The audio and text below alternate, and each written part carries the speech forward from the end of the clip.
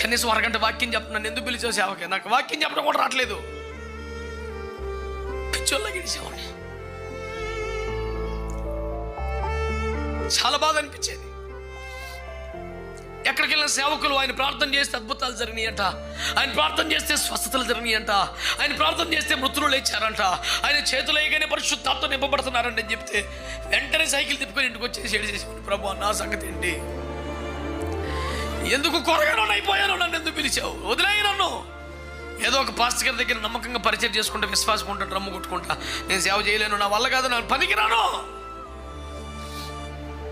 దావీదు 8వ నెంబర్ కన్నా నాది 80వ నెంబర్ అనుకునేవాడిని, అంత ఏడిచేవాడిని. అయినా దేవుడు, వెల్లో నీకు తోడుగా ఉంటాను, వెల్లో నీకు తోడుగా ఉంటాను. ప్రేమించే తల్లిదండ్రులు, ప్రార్థించిన తల్లిదండ్రులు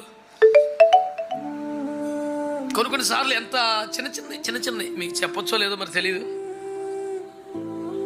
నేను స్టీల్ ప్లాంట్కి సేవకు వచ్చిన కొత్తలో సెక్టర్ 5లో అరుల్ రాజు గారు చెన్నై నుంచి ఒక దైవజనులు వచ్చారు, సెమినార్ పెట్టారు. సేవకు వచ్చి కొంతకాలం 10 ఏళ్ళు అవుతుందిలే. అత్యంత బలహీనుడు, 500-600 షుగర్ ఉండేది ఇప్పుడు ఆయనకి. ఒక కిడ్నీ మీద అప్పటికి 20 ఏళ్ళ మట్టు ఉన్నాడు. 2 కిడ్నీలు పాడైపోతే వాళ్ళ అన్నయ్య గారి కిడ్నీ ఒకటి వేసుకొని అన్నయ్య ఈయన ఇద్దరు చెరుకో కిడ్నీతో బతికేస్తారు 20 ఏళ్ళ మట్టి. 500+ షుగర్ ఉంటుంది ఇప్పుడు. ఇద్దరు పట్టుకొని స్టేజ్ ఎక్కించాలా, నిలబడి మాట్లాడటం మొదలు పెట్టాక బలమైన అభిషేకం ముందు నిలబడేవాడు. పెద్ద పెద్ద మనుషులు మొదల చెట్ల కుప్పకూలిపోయిన అభిషేకం ఇక్కడి నుంచి ఎగిరం దూరం పడే వాళ్ళు అంత ప్రభావంతో వాడబడేవాడు. ఒకసారి సిటీలో పెడితే ఇలా చాలా శక్తివంతంగా వాడబడ్డారు. టౌన్షిప్లో పెట్టారు, వెళ్తే వెళ్ళా చాలా మంచిగా వాడబడ్డారు. అంత కూటమైపోయాక ఇంత గొప్ప దైవజనుడు కదా, ఒకసారి ఆయనతో ప్రార్థన చేయించుకుందాం అని మెల్లిగా స్టేజ్ మీదకి. అప్పటికి స్టేజ్ మీద పాస్టర్లు ఉన్నారు, ఆ పెట్టిన మీటింగ్ పెట్టిన పాస్టర్లు అందరూ కూడా నేను తెలుసు. పిలిచారు, స్టేజ్ మీద ఉంచారు, ఏదో ప్రార్థన ఇది ఇచ్చారు. ఆయన దగ్గరికి వెళ్ళి కుర్చీలో కూర్చుంటే కింద మోకరించి, అయ్యా చిన్న ప్రార్థన చేయండి అని అడిగితే ఆయన, నాకు చాలా నీరసంగా ఉంది బాబు, ఓపిక లేదు, I'm tired, I cannot pray now అన్నాడు. నేను ఇంకా బ్రతిమాలుతున్నా, ఒకసారి ఇట్లానే వెళ్ళిపోతాను. ఆ నిర్వాహకులు వచ్చి, బాబాయ్ ఇబ్బంది పడకలేగా అని నా రెక్క పట్టుకుని లాగేశారు. అక్కడి నుంచి ఏడ్చుకుంటూ ఇంటికి వచ్చా. నాకే ప్రత్యేకమైంది లేదు, కనీసం ఒక్క ప్రార్థన ఆశపడ్డాను. రైనాడు బొంకే లాంటి దైవజనులు చేతులు ఇస్తే దీవించబడ్డ దైవజనులు చాలా మంది ఉన్నారు. దైవజనుడు కూడా నాకు ఆ భాగ్యం లేదని ఏడ్చుకుంటూ ఇంటికి వచ్చి తిండి తినకుండా ప్రార్థనలు,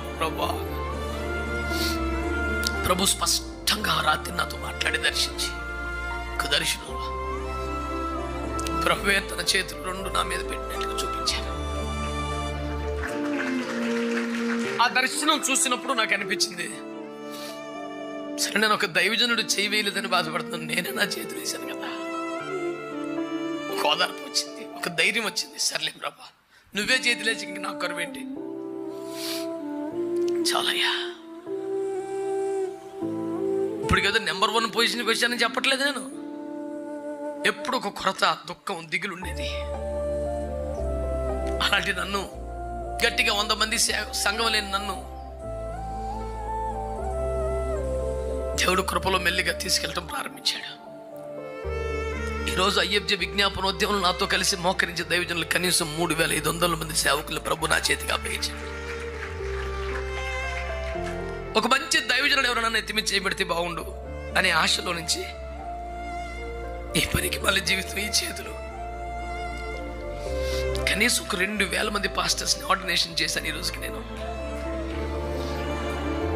ఎవరు చెయ్యను నా మీద పడితే బాగుండనే స్థితి. నేను చేతులుంచి అభిషేకించిన సేవకులే కనీసం 2000 మంది అయ్యారు. ఎవరైనా నా మీద చేయి పెడితే బాగుండని కోరుకున్న బతుకు కనీసం 17,000 బాప్టిజమాలు ఇచ్చిన ఈ చేతిలో. పనికి మాలోడా అని పిలిపించుకున్న స్థితి. ఎన్ని దేశాలు, ఎన్ని రాష్ట్రాలు, ఎన్ని లక్షల జనం.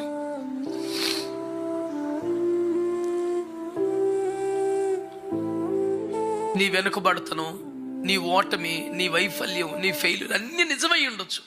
జనం నేను తిట్టే తిట్లు నిజమై ఉండొచ్చు. కానీ వీటన్నిటికంటే నిజం ఇంకొకటి ఉంది. God can change your number, God can change your position. నిన్ను తీసుకెళ్ళి తాను కోరిన స్థానంలో ప్రభు పెట్టగలట. ఎంతమంది గట్టిగా ఆమె నేను చెప్తారా? హల్లెలూయా.